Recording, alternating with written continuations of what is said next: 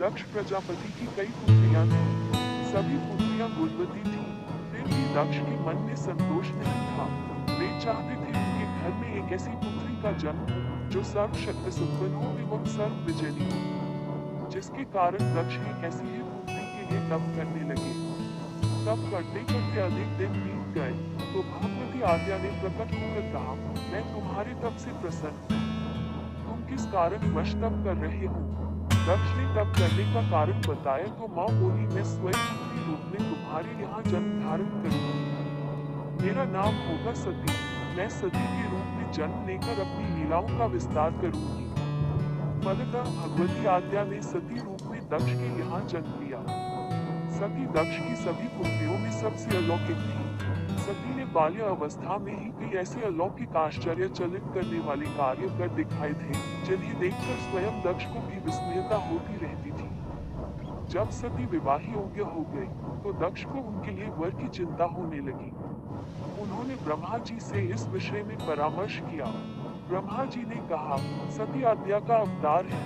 आद्या आदि शक्ति और शिव आदि पुरुष है, अतः सती के विवाह के लिए शिव ही योग्य और उचित वर है। दक्ष ने ब्रह्मा जी की बात मानकर सती का विवाह भगवान शिव के साथ कर दिया। सती कैलाश में जाकर भगवान शिव के साथ रहने लगी।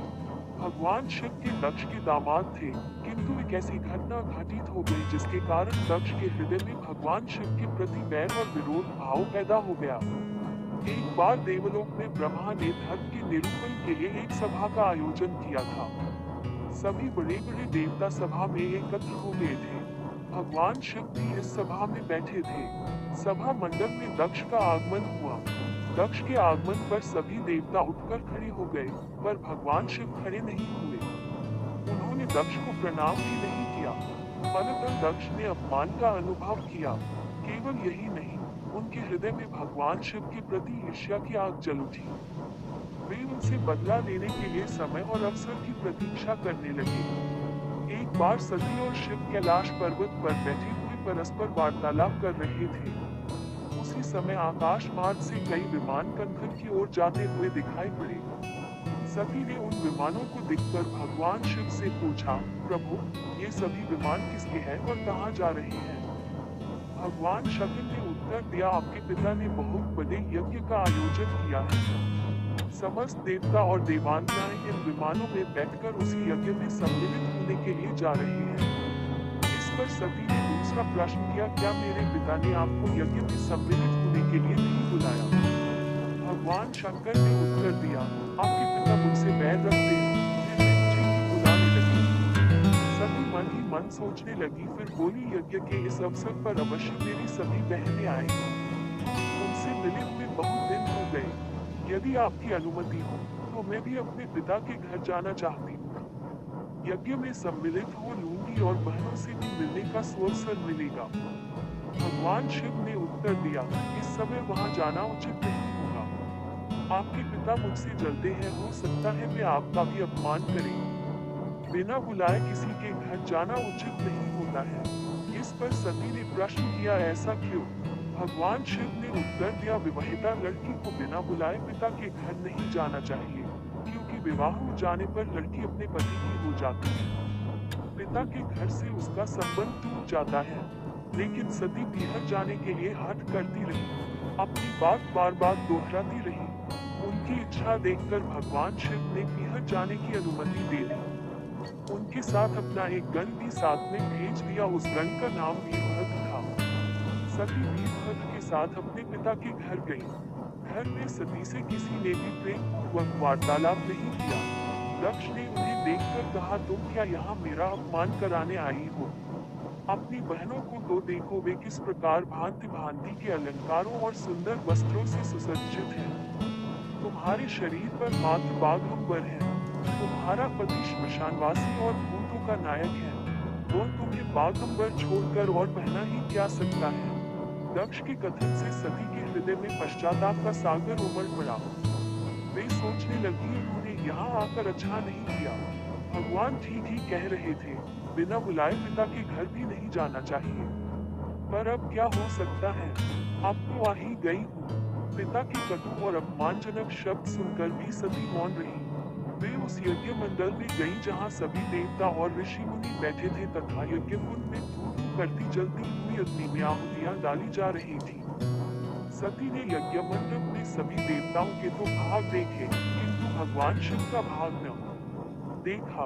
वे भगवान शिव का भाग न देखकर अपने पिता से बोली, पितृश्रेष्ठ यज्ञ में तो सबके भाग दिखाई पड़ रहे हैं, किंतु कैलाशपति का भाग नहीं है।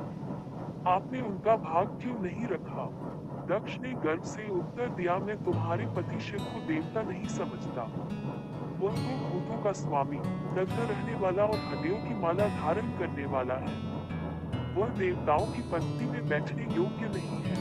उसे कौन भाग देगा? सती के नेत्र लाल हो उठे, उनकी भौहें कुटिल हो गई, उनका मुखमंडल प्रलय के सूर्य की भांति तेजोदीप्त हो उठा। उन्होंने पीड़ा से तिलमिलाते हुए कहा, ओ मैं इन शब्दों को कैसे सुन रही हूँ, मुझे धिक्कार है। देवताओं, तुम्हें भी धिक्कार है। तुम भी उन कैलाशपति के लिए इन शब्दों को कैसे सुन रहे हो, जो मंगल के प्रतीक हैं और जो क्षण मात्र में संपूर्ण सृष्टि को नष्ट करने की शक्ति रखते हैं। वे मेरे स्वामी हैं। नारी के लिए उसका पति ही स्वर्ग होता है। जो नारी अपने पति के लिए अपमानजनक शब्दों को सुनती है, उसे नरक में जाना पड़ता है। पृथ्वी सुनो, आकाश सुनो और देवताओं, तुम भी सुनो, मेरे पिता ने मेरे स्वामी का अपमान किया है। मैं अब एक क्षण भी जीवित रहना नहीं चाहती। सती अपने कथन को समाप्त करती हुई यज्ञ के कुंड में कूद पड़ी। जलती हुई आहुतियों के साथ उनका शरीर भी जलने लगा। यज्ञ मंडप में खलबली पैदा हो गई, हाहाकार मच गया। देवता उठकर खड़े हो गए। वीरभद्र क्रोध से कांप उठे। वे उछल उछलकर यज्ञ का विध्वंस करने लगे। यज्ञ मंडप में भगदड़ मच गई।